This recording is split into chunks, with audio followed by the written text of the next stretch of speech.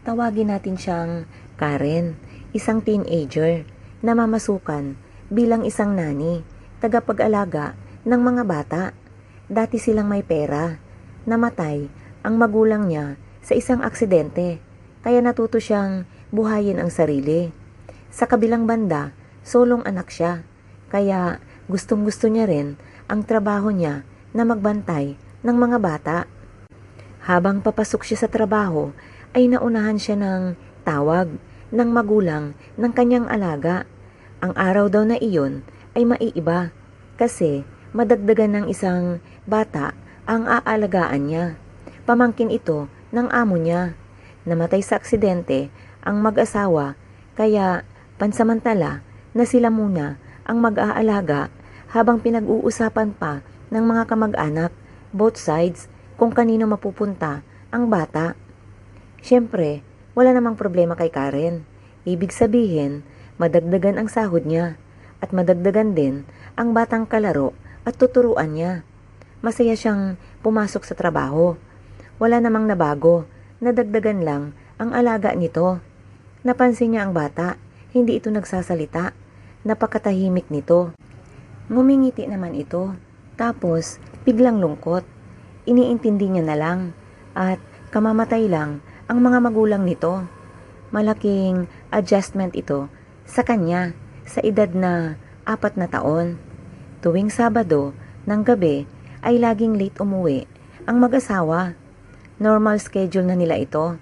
Pagkatapos kasi sa trabaho ay may meeting de avance nila ito. Nakita kong tahimik lang si Lily sa isang tabi. Nakatingin sa amin ang mga bata habang naglalaro. Kinawayan ko siya. Wala itong reaksyon. Lumapit ako sa kanya at umupo sa tabi niya. Ngumiti naman ito. Bumulong ito sa akin at sinabi kong pwede daw niya mahiram ang cellphone ko at may pipicturan lang daw siya. Pipicturan daw niya ang pumatay kay mami at daddy niya. Kinilabutan ako. Pero iniisip pa din ni Karen na baka may trauma pa si Lily. Pinagbigyan naman ito ni Karen. Kinuha ni Lily ang cellphone at nakita niyang tumakbo ito sa kwarto nito hanggang sa nakalimutan na niya ito. Pauwi na siya nang maalala niya ang cellphone at dinampot niya ito bago umuwi. Nakalimutan na niya ang sinabi ni Lily. Kinabukasan, habang naglalaba, ay pumasok doon ang amo niyang babae. Naisipan niyang itanong kung paano namatay ang mga magulang ni Lily. Sinabi naman ng amo niya na magkasamang nahulog ang mga ito sa hagdan. Isang umaga daw, habang pababa ng hagdan, ang mag-asawa ay nadulas ang babae at nakapitan nito ang asawang lalaki. Sabay silang nahulog pababa mula sa second floor. May kataasan ang bahay nila, kaya mataas ang hagdan at gawa sa semento. Dead on the spot ang tatay ni Lily. Ang nanay ay nakarating pa sa hospital, pero binawian din ang buhay. Ang huling sinabi daw nito ay ialis si Lily sa bahay nila at huwag hayaang mag-isa. Kaya kinuha nila si Lily pansamantala. Pagkatapos maglaba ay oras na para turuan ang bata. Bilang nanny tutor ay kailangan mo itong turuan bago matapos ang araw. Nakita niya si Lily na nagdo-drawing. May Crayola itong hawak-hawak. Naalala niya ang kanyang cellphone. Hiniram ito ni Lily. Dali-dali niyang inilabas ito. Nakita niya ang mga pinikturan ni Lily. Ang lahat ng mga laruan nito.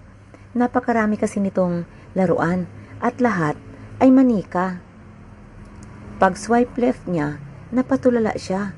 Ang laruan niyang manika na kamukhang kamukha ni Annabelle ay may hawak na kutsilyo. Tinakbo ni Karen ang kwarto nito. Andun naman ito at walang hawak na kutsilyo. Tumakbo siya pabalik kay Lily. Pinakita niya ang picture sa cellphone. Nagsalita si Lily na salbahe daw ang manikang iyon. Pinatay daw ang daddy at mami niya. Tinulak daw ng manikang kamukha ni Annabelle ang mami at daddy niya. Ayaw daw kasi ng manika na may matanda sa loob ng bahay. Gusto daw nito ay mga bata lang. At dinugtong din ni Lily na malapit na din daw mamamatay ang tito at tita nito, ang amo mismo ni Karen. Tinanong ni Karen, paano mamatay ang tito at tita nito? Sinabi ni Lily na pinutol ng manikang kamukha ni Annabel ang preno ng sasakyan nito.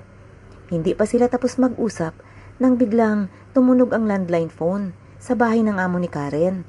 Pulis ang tumawag. Nasa hospital ang mag-asawa at critical. Car accident.